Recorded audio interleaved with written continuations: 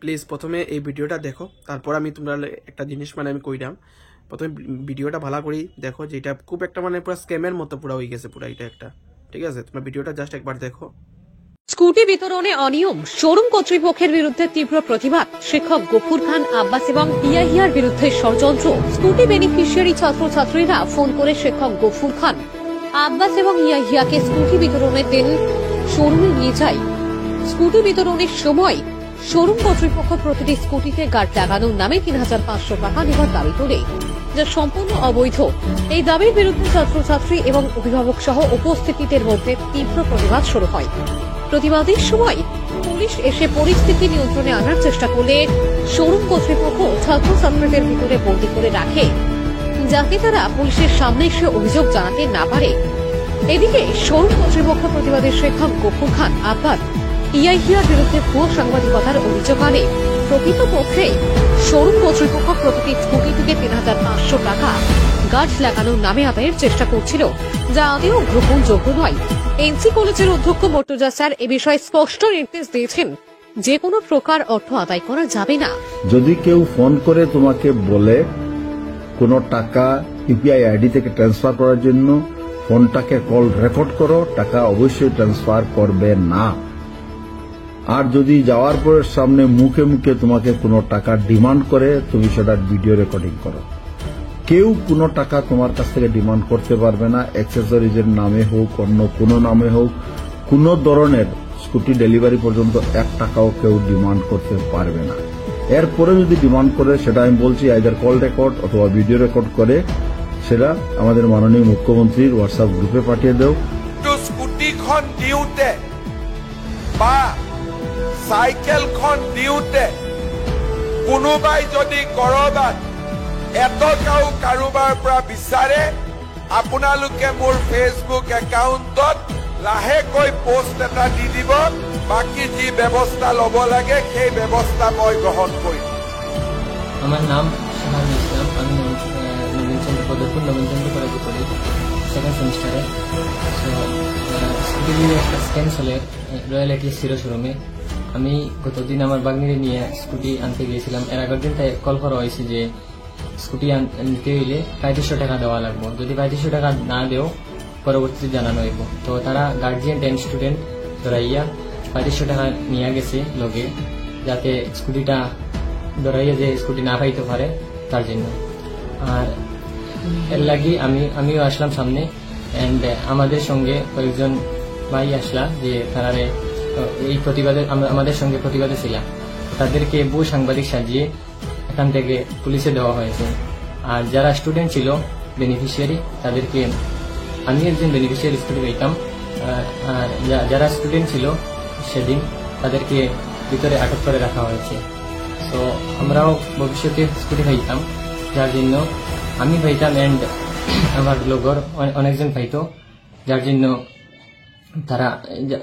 আমরা এই জিনিসটা বন্ধ করতে চাই। এন্ড আমরা রিকোয়েস্ট যে সিএম স্যারের কাছে এই জিনিসটা বন্ধ হোক পার্মানেন্টলি। আমার কাছে কল আইছিল রয়্যাল এটিএস হিরো শোরুম থেকে স্কুটি আনার লাগে। তো স্কুটি আনার লাগে কইছে যে ৩৫০০ টাকা দিবার লাগে। যদি ৩৫০০ টাকা না দিতাম পারি তো পরবর্তী সময় আমরা জানানো হইব। ও জিনিস ডরাইয়া ৭ দিনে ৩৫০০ টাকা দিয়ে আনতে আমরা বাধ্য আসলাম। তখন আমরা পক্ষে কয়েকজন লোক কথা খাওয়ার জন্য তাদের ভুয়ো সাংবাদিক সাজিয়ে তাদেরকে পুলিশে দেওয়া হয়েছে। আমরা পুলিশের সামনে যাইতে চাইছিলাম, আমাদেরকে আটক করে রাখা হয়েছে শোরুমের ভিতরে। তো আমরা যাইতে পারিনি, তাই আমরা চাই এই জিনিসটা বন্ধ হোক। হ্যাঁ, মুবারকপুর জামাল পেট্রোল পাম্পে কি করিলাম? ওকে, ঠিক আছে। তুমি গার্ড লাগাইবে তো? হ্যাঁ, আমি আচ্ছা। হ্যাঁ, কালকে আমি জায়গাত আই। না ওই শোনো, আমার কথা শোনো। যদি তুমি লাগাও না তো তুমি আমরা এখন তোমার আমি কালকে তো যে লিস্ট হয়েছে এই লিস্ট সবাই গার্ড লাগাইবো। তো যদি তুমি লাগাও না তো তোমার আমি 2 দিন পরে আমি কল করলাম যে তুমি আমার কনফার্ম ইয়ে কইলাও যে তুমি লাগাইবা, নইলে আমি তোমার হালকা ডাকতাম। 2 দিন পরে কি গার্ড লাগানে কিতা ওলা দিন? মানে শোনো, গাড়ি তো রেডি হয়ে গেছে না? হ্যাঁ, আমরা তো টাইম লাগে না গার্ড লাগানে, খোলা তো টাইম লাগে না। তো ওইটার লাগে তুমি যদি কালকে লাগাও তুমি কালকে তুমি আমার কো যদি আইবার হয় তো তুমি আমার কইও না গেলে তুমি তোমার আমি কালকে পরশু দিতে আমি তোমার কল করাম। আমি তো কালকে আইমো, ঠিক আছে? তুমি গার্ড লাগাইতে না ওইটাই গাড়ি তো আমি লাগাইতাম, এখন তো শুনছি আমার গাড়ি না। কিন্তু স্কুটিখন দিওঁতে বা চাইকেলখন দিওঁতে কোনোবাই যদি কৰবাত এটকাও কাৰোবাৰ পৰা বিচাৰে, আপোনালোকে মোৰ ফেচবুক একাউণ্টত লাহেকৈ পোষ্ট এটা দি দিব, বাকী যি ব্যৱস্থা ল'ব লাগে সেই ব্যৱস্থা মই গ্ৰহণ কৰিম। আপোনালোকে এই স্কুটি পাওঁতে চাইকেল পাওঁতে বহু সময়ত কয় যে ইয়াৰ বাবে মোক 100 টকা এক্সট্ৰাকৈ লাগিব, পৰিবহনৰ খৰচ আছে। কোনোবাই ক'ব স্কুটিখন দিওঁতে হেলমেট আদিৰ বাবে আমাক এক্সট্ৰাকৈ টকা লাগিব। কিন্তু আমি আপোনালোকক ক'ব খুজিছো যে এই গোটেই আঁচনিখন সম্পূৰ্ণ বিনামূলীয়া।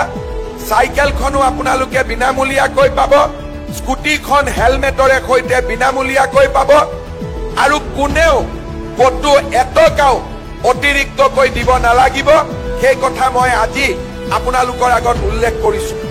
যদি কোনোবাই এই গোটেই ব্যৱস্থাটোৰ মাজত টকা সংগ্ৰহ কৰিবলৈ চেষ্টা কৰে, তেতিয়াহ'লে চৰকাৰে কঠোৰৰ পৰা কঠোৰতম ব্যৱস্থা গ্ৰহণ কৰিব। সেই বিষয়ে মই আজিয়েই সকলোকে উল্লেখ কৰি থলো। তো আই হোপ গাইজ তোমরা ভিডিওটা দেখছো, ঠিক আছে? এটা মানে ভিডিওলে মানে ডিসকাস করা খুব দরকার। দেখো এটা পুরা মানে কি কইতাম, এটা নিয়ে বারবার খালি কল আরে আমি তো বেজান কল রিসিভ করছি যে দাদা আমারে তারা টেকার লাগি কর। দেখো এটা তোমরার ইচ্ছা, তোমরা আজকে গার্ড লাগাইতে কিনা না এটা তোমরার ইচ্ছা। একটা গরিব স্টুডেন্ট যে স্কুটি যে পার হে কিরকম 3500 টাকা দিয়ে গার্ডটা লাগাই দিব, ঠিক আছে? এটা একটা শোরুমের বোঝা দরকার, ঠিক আছে? তো এটা দেখো আমি তো কোনো শিলচারের শোরুমে তো একটা আমি শিলচারের শোরুম দেন হাইলাকান্দির শোরুম, ঠিক আছে? এখানে একটা শোরুমের আমি কোনো ইয়েও শুনছি না যে তারা টেকার লাই কর। তারা একদম ক্লিয়ারলি একদম সুন্দর করে করেছে, তোমরা যদি ইচ্ছা হয় লাগাও, তোমরা ইচ্ছা নাই লাগাইও না, ঠিক আছে? স্টুডেন্টরা তারা ডাইরেক্টলি দেয়, তারা খুব ভালো ম্যানেজমেন্ট করে, ঠিক আছে? বাকি এই যেটা শোরুম আছে করিমগঞ্জে, এটা তো খুব মানে ম্যানেজমেন্ট বলতে খুব খারাপ ম্যানেজমেন্ট।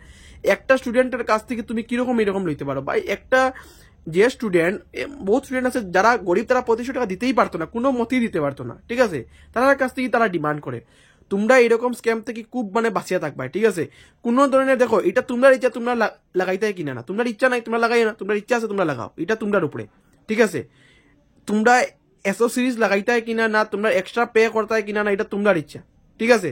তোমরা আজকে ইচ্ছা নাই তোমরা লাগাইতে না, তোমরা লাগাইও না, ঠিক আছে?